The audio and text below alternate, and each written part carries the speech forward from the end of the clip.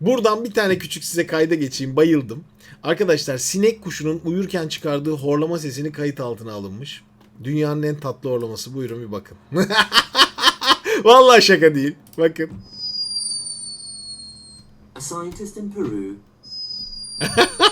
Böyle bir tatlılık olur mu ya? Bu ne arkadaş? escaping from the tiny body of a sleeping hummingbird.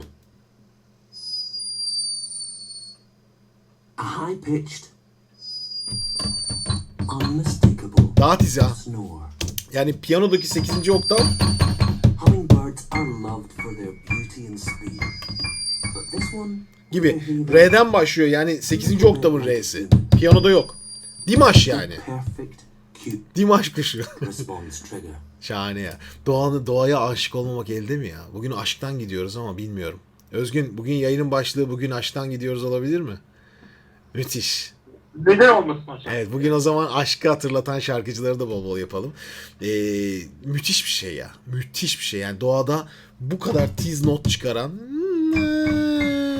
gibi mi bemol mi re de de gibi horluyor. Bakın.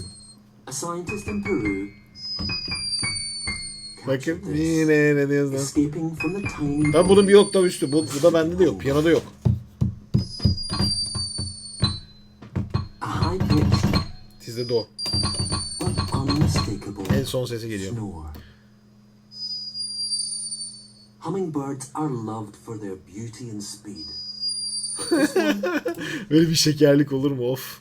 Özgün bence bak sizde 2 tane papağan var evde. Bir tane de sinek kuşu böyle bir horlamayı düşünebiliyor musun gece? Yani.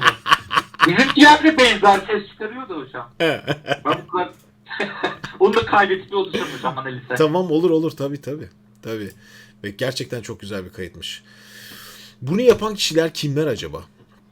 Hakikaten ya şu dünyaya bir daha gelsem, bir daha gelme şansım olsa kesinlikle bir hayvan bilimci olurdum.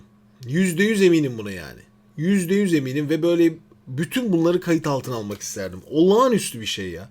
Yani böyle bir şey gibi biz bununla ilgili çok uzun süredir neredeyse 3 senedir ben yalvarıyorum internette. Bu videoları izleyenler, paylaşanlar, birbirlerine söyleyen yalvarıyorum. Bununla ilgili uğraşan bilim adamları arıyorum. Gerçekten arıyorum. Hayvan seslerinin çıkartılışıyla alakalı. Neler yapılıyor, nasıl yapılıyor, hangi hayvan nasıl sesini çıkartıyor, nasıl çıkartıyor, ne ses çıkarıyor değil. Hepsini kaydetmişler zaten ama nasıl çıkartıyor'yu çok merak ediyorum. Bize ulaşsınlar, çok mutlu oluruz.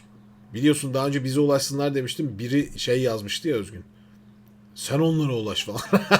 Ne millet Aynen. çağırıyor. Ya tabii ya ne yapayım arkadaşım daha ne yapayım? Peki. Evet okey.